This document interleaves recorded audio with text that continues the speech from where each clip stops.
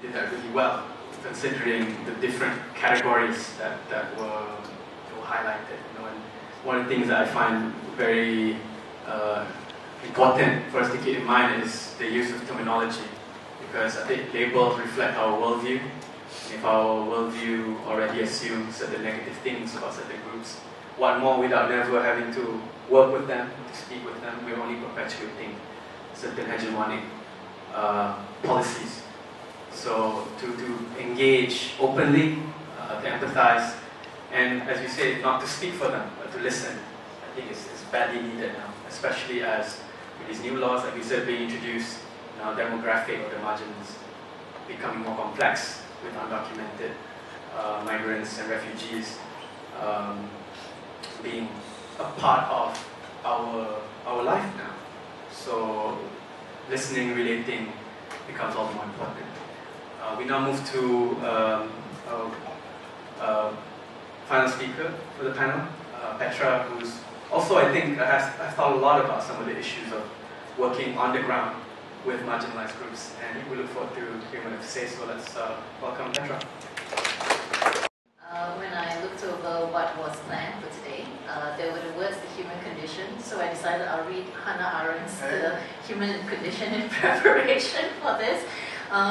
And I only got through the introduction and a few pages into the first chapter. Okay, so that's academia for you. But when I thought about what was it that I wanted to say today, really, given how varied our experiences are, how different perhaps our approaches are to activism, or how we might listen to the voices of the marginalized, or how we might have all felt different levels of marginalization ourselves. I don't think that I'm really in a position to actually tell you how to respond or how to listen to them, because these are all very individual realizations that we have to make on our own, in our own time. And it's not so easy to just separate ourselves from others and say, well, I'm more fortunate than you, I'm more privileged than you, or you're more privileged than me, because we all experience marginalization at different points in our lives. Although, of course, some of us do worse or do better at containing ourselves when we want to turn that marginalization process or stop onto others. So how I think about my work as an educator, scholar, activist, thank you for what. I didn't know how I was all these things until I woke up this morning and saw what you wrote, and I was like, okay, all these things, I sound smarter than I actually am. Is that I think that a lot of the work that I've been very privileged and very fortunate to do over the last few years, I won't say how many years, has basically provided me as well as opportunities to reflect on the issues that not only I've had to deal with, but also issues that friends and my own communities have had to deal with. And it's really surprising and eye-opening, also dispiriting and depressing, everything all at the same time, to realize how a subject, a topic, a community that we might have once upon a time felt was so separated from our own is in fact more tied to us more so than what we actually think. So recently, and Fuad here knows about this. So I work on the issue of homeless communities, in KL, and part of what that involves is also looking to the history of Kuala Lumpur, which is just fascinating. I really enjoy it, and in the process of doing so, it's also helped me to come to realize certain aspects about my own family's histories. So hopefully most of us here would have some memories of someone telling us along the way, well, your grandmother went through this, your mother went through this, or your grandfather, your great-grandfather actually went through this. But perhaps because of the way sejarah is being taught in school, most of us don't really have that interest in history. And perhaps this is why it's so interesting, why it's so important for us to write our own histories or come to our own understanding of histories, It's a little bit like cooking. I didn't think that I would actually end up, liking cooking, but I remember the first dish that I made, that worked out really well, and that was the pathway, into all sorts of gourmet foods, and that dish was Maggi mee or fried egg, something of the sort, but it paved the way, to other greater things. So I would like to think. And really, to put it in a really wow new age term, this is basically about personal transformation as well as societal transformation. So when you talk about, like say the separation of the public and the private, and when you see how the public sphere and the private sphere are really very blurred, so many of the time, perhaps, on some level as well, this is what this also involves. We like to hope and think, that our own personal transformation has bearing upon what might eventually happen in the world, just as much as we realize how we are very much porous, and how, fortunately, unfortunately, the world has its way of impacting us as well, for better or for worse. So going back to homelessness and some of the things, that I reflected on while I was listening to the three other very illustrious speakers, prior to me, was that in relation to homelessness. So the earliest law that I know of that exists, that actually deals with the homeless community, came about in about 1883, if I'm not mistaken. And this was a colonial law that was enacted in relation to the large numbers of laborers who were brought over to Malaya at the time. So I remember, talking to colleagues about this, and one of them told me stories about how you have large numbers, for instance, of Indian laborers being moved to northern states in Malaya, West Malaysia now. And they were basically just left there, to survive or not, and this is just one particular community. Reading, into the KL history, you also read a lot, about the tin mines and about the huge numbers, of Chinese laborers who were also brought over, at the time. You go back to the 9th century and you realize that there were also Javanese laborers who also, started coming over, as early as actually then. So many of these migrant laborers, regardless of where they come from, a lot of them come from backgrounds where simply, and this is no different from a lot of us who might want to achieve that Australian dream of moving to Sydney or Melbourne, or whatever the other equivalent is in New York or in London. We are not so much different from them, so many of them were told things such as, if you were to move to Malaya, not only will you earn a lot of money, but there are nice girls there, chances are you meet someone, you'll be able to settle down. And what actually ended up happening, and I think this was also around the late 1800s or the early 1900s, was that the ratio of men to women in Kuala Lumpur at the time was 10:1. So there goes, so bye-bye dreams of happy family, right? And there were actually, a lot of women actually being brought in, one way or another, to work in the brothels.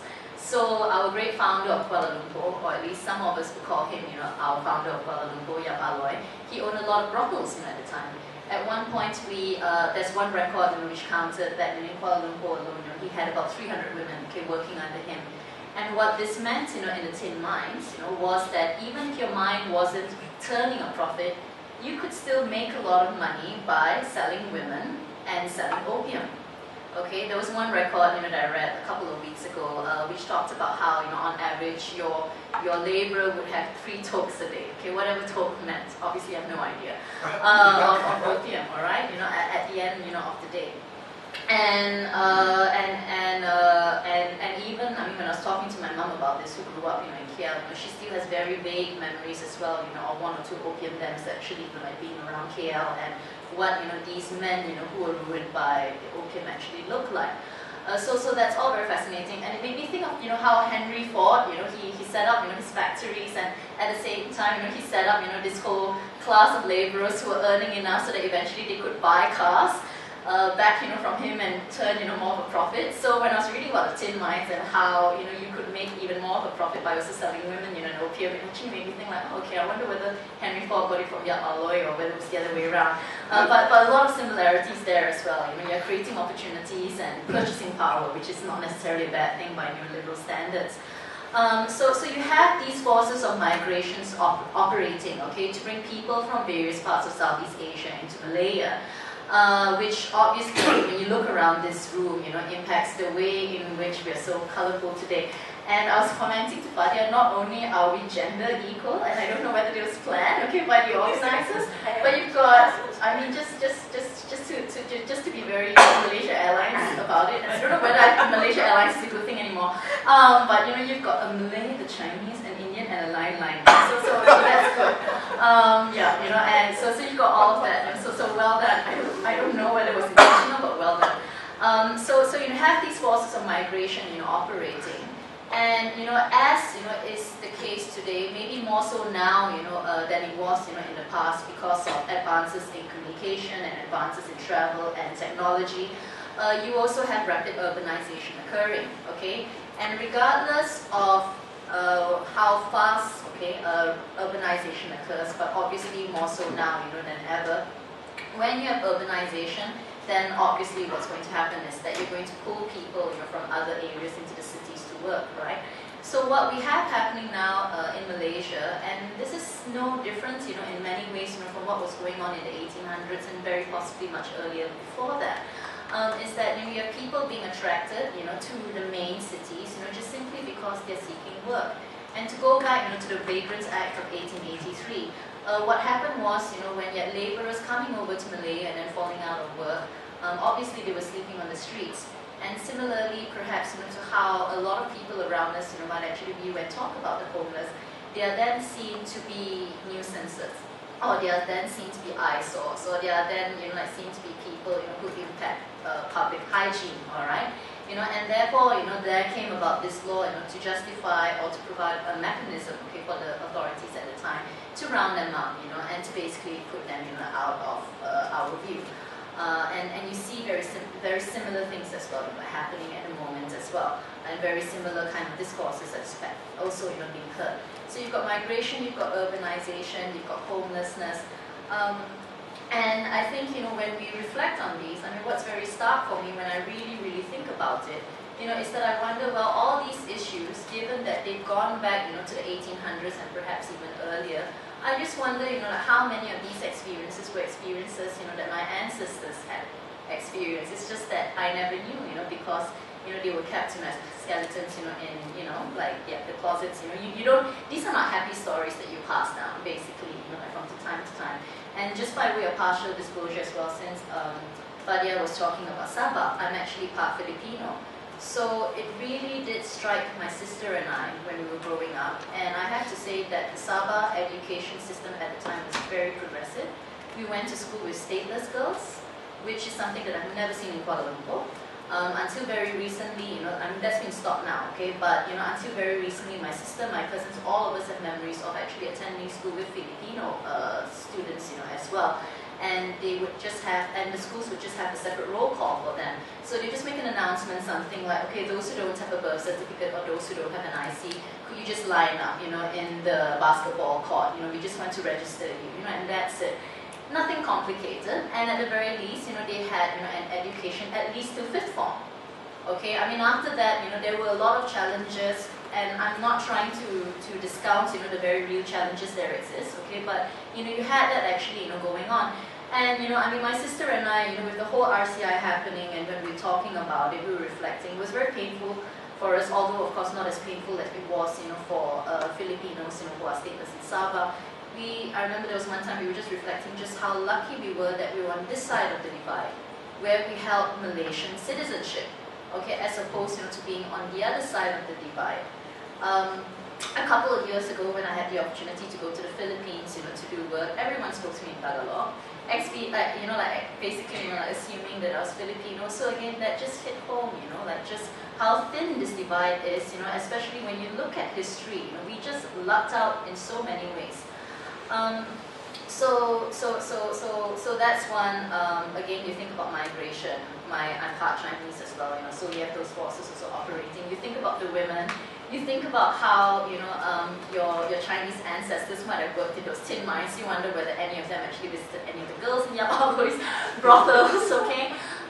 You also think about the Second World War, where my grandmother she told my aunts this, but she never told us this directly. But I found out from my aunts and my mother that it was quite popular for women during the Second World War at the time, for survival. They engaged in survival sex, where they worked, in brothels, or they worked as sex workers. And there were usually a couple of women in their area whom they could go to, to procure clients and do this sort of work. And there was a certain herb that they would eat.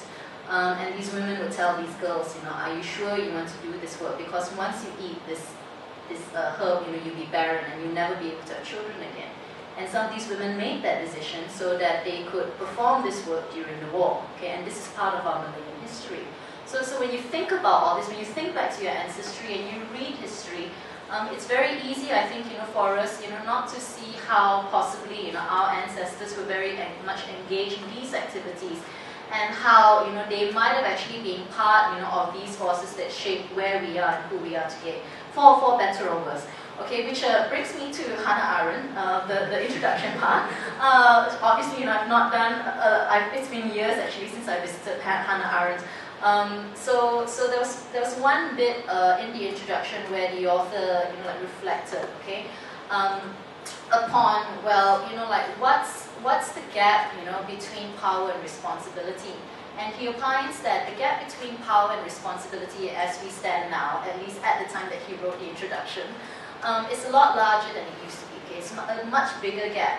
And when you reflect upon this, especially within the context where we are now, which is a scholarly context, you start to wonder, well then, what is our role and what is the role of knowledge then, because you hear very often that lecturers or students or academics, are very much always, in their ivory towers, which to a large degree is very true, and I really hope that the public continues holding us to account for this. I believe that we need more activist academics.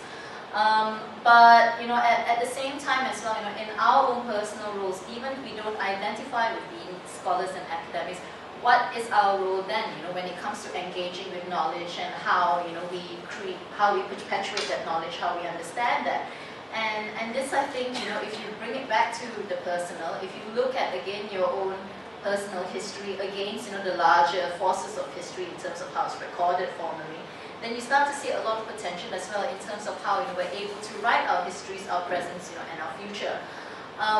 So that I feel is basically how the gap between power and responsibility in many ways has actually been larger, because like now you see situations where people who are very much in power have much greater power than what they are willing to take responsibility for, especially that when that responsibility has the capacity to impact other people.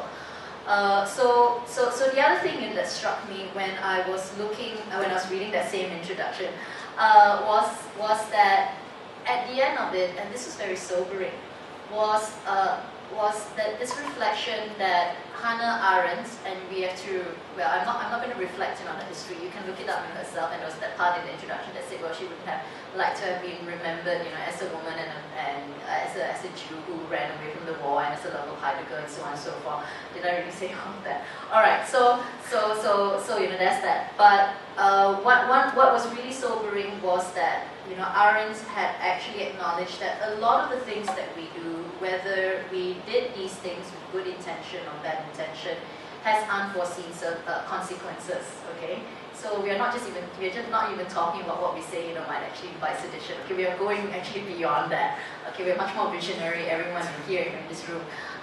So when you think about it, and when I think about, well, how we read history, when I think about what my colleagues here actually have said today, again, what we are faced with at this point in time, and many of us, when you think about it, may actually come, to believe, at least on some level, that perhaps we are standing at a point, that's very important in Malaysian history, then we have to actually ask ourselves, well, what is the power we hold, and is there really a gap between that power and the responsibility that we are able to wield?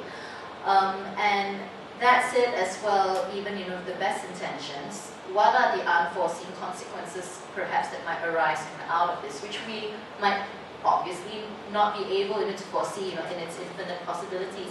And that's it also all over again. Does that mean that we make the choice then, to just stay put, okay, and say yes to inaction, given that we can't foresee whether our good intentions and our actions motivated by our good intentions are always going to have good impact?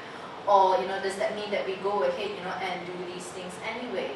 So how, okay, so 5 minutes left, so how I think, which was 4 minutes ago, so how I think, so how I hope, this combination of looking at our histories, understanding our identities, looking at how, what our own roles are, how, what we intend or what we do in future might actually have impact, at the very least, leads to more action, hopefully motivated also by good intentions, by a lot of reflection, very critical self-reflection, because we are not very good at receiving criticism or basically being critical of others, in a manner that can be easily understood. understood, but also at the same time realizing how we too are capable of making good decisions that may have negative unforeseen circumstances, that we may ultimately come, to be able to forgive ourselves, forgive others, and have compassion for ourselves and others in future, while also holding them accountable to justice.